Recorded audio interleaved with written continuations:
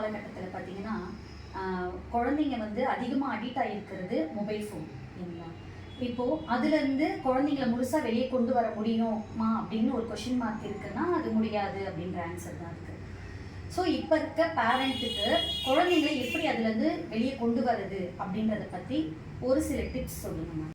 Thank you ma'am. இன்றைக்கி சுச்சுவேஷனில் ரொம்ப முக்கியமான ஒரு கொஸ்டின் கேட்டிருக்கீங்க. நிறைய பேரண்ட் எங்கிட்டையுமே அதுதான் கேட்குறாங்க.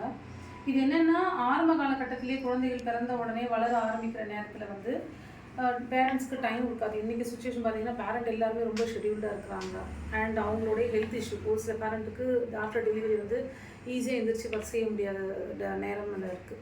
ஸோ அப்படி இருக்கிற அந்த சுச்சுவேஷனில் என்ன பண்ணுறாங்க, பேரண்ட்டு குழந்தைகள்கிட்ட இந்த ஃபோனை கொடுத்து கொஞ்ச நேரம் சாப்பிட்ற வரைக்கும், இல்லை அவங்க ஒரு ரெஸ்ட் எடுக்கிற டைம் வரைக்கும், இல்லை அவங்க சாப்பிட்ற வரைக்கும், இந்த மாதிரியான குட்டி குட்டி நேரத்தில் குழந்தைங்களுக்கு அந்த ஃபோன் கொடுத்து யூஸ் பண்ணி பழகிட்டோம் நம்ம. ஸோ அது நாளடைவில் என்ன ஆயிடுச்சு அப்படின்னா அது ஒரு பழக்கமாகவே ஆயிடுச்சு, அடிக்டாகவே ஆயிடுச்சு. இப்போ இதை விட்டு பிள்ளைங்களை வெளியிலேயே வர முடியாத காலகட்டத்தில் இன்றைக்கி நிறைய பேரண்ட் இருக்கிறாங்க. நிறைய பேர் எங்கிட்ட அதே தான் கேட்குறாங்க. அதுக்கு என்ன செய்யலாம்னா, குழந்தைகிட்ட ரிப்பீட்டடாக ஃபோனை பார்க்காத அப்படின்னு சொல்கிறதுக்கு பதிலாக அவங்க வந்து ஈஸியாக நம்ம டைவர்ட் பண்ணணும். எந்த ஒரு விஷயமே செய்யாதுன்னு ஒரு எதிர்மறை வார்த்தையை சொல்கிறத விட அவங்களுக்கு புதுசாக ஏதோ ஒரு வேலையை கொடுத்தோன்னா ஆட்டோமேட்டிக்காக அவங்க வந்து அந்த விஷயத்துலேருந்து வெளியே வந்துடுவாங்க. அப்படி என்ன மாதிரியான வேலைகள் கொடுக்கலாம் அப்படின்னா, டே டு டே லைஃப்பில் நம்ம வீட்டில் என்னென்ன வேலைகள் இருக்கோ அதிலே கொடுக்கலாம். புதுசாக ஒரு வேலையை நீங்கள் கொண்டு குழந்தைகிட்ட திணிச்சாலும் அந்த குழந்தை வேலை செய்ய மாட்டாங்க. அப்போது குழந்தைக்கு என்ன பிடிக்குன்றதை நீங்கள் ஃபஸ்ட்டு பார்க்கணும். குழந்தைக்கு என்னெல்லாம் பிடிக்கும் அப்படின்னா, தண்ணியில் விளையாடுறது ரொம்ப பிடிக்கும். யூஸ்வலாகவே குழந்தைங்களுக்கு தண்ணியில் விளையாடுறது ரொம்ப பிடிக்கும். அப்போது குழந்தைகிட்ட ஏதோ ஒரு சின்ன விசில் கொடுத்து அதை வாஷ் பண்ணி வைக்க சொல்லலாம். இல்லை வாஷ் பண்ணி வச்ச விசில்ஸ் வந்து ப்ளேஸ் பண்ண சொல்லலாம். அந்த இடத்துல வந்து கரெக்டாக அடுக்க சொல்லலாம்.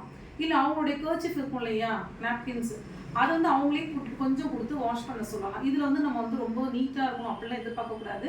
குழந்தைய வந்து ஃபோன்லேருந்து வெளியில் எடுத்துகிட்டு வர்றதுக்கு அவங்கள டைவர்ஷனுக்கான ஒரு பார்ட்டு தான் இது. இந்த மாதிரி பண்ணலாம். அப்புறம் நம்ம மார்க்கெட் போயிட்டு வந்தோம் அப்படின்னா குழந்தைங்களுக்கு அந்த காய்கறிகளை வந்து பிரித்து அடுக்க சொல்லி கொடுக்கலாம். அப்போ அடுக்க சொல்லி கொடுக்கும்போது அவங்களுக்கு வந்து கலர் சொல்லி கொடுக்கலாம், இல்லை நம்பர் சொல்லி கொடுக்கலாம், இல்லை வந்து அது எப்படி செக்ரிகேட் பண்ணணுன்றதை சொல்லிக் கொடுக்கலாம் நம்ம. ஸோ இது வந்து நிறைய விஷயங்கள் இதில் வந்து குழந்தைங்க அடாப்ட் ஆவாங்க. என்னென்னா கிராஸ் மோட்டார் ஸ்கில் டெவலப் ஆகும், ஃபைன் மோட்டார் ஸ்கில் டெவலப் ஆகும், குழந்தைங்களுக்கு அவங்களோட வெக்காபுலரி இன்க்ரீஸ் ஆகும்.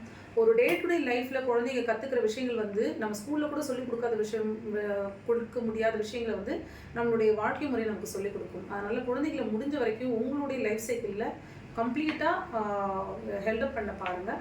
அது வந்து பெஸ்ட்டு ரெமெடியல். உங்களுக்கு உங்கள் குழந்தைய உங்கள் ஃபோன்லேருந்து வெளியில் எடுத்துகிட்டு வர்றதுக்கு பெரிய ஒரு ரெமெடியலாக இருக்கும் இந்த ஒரு பாயிண்ட்டு. தேங்க்யூ.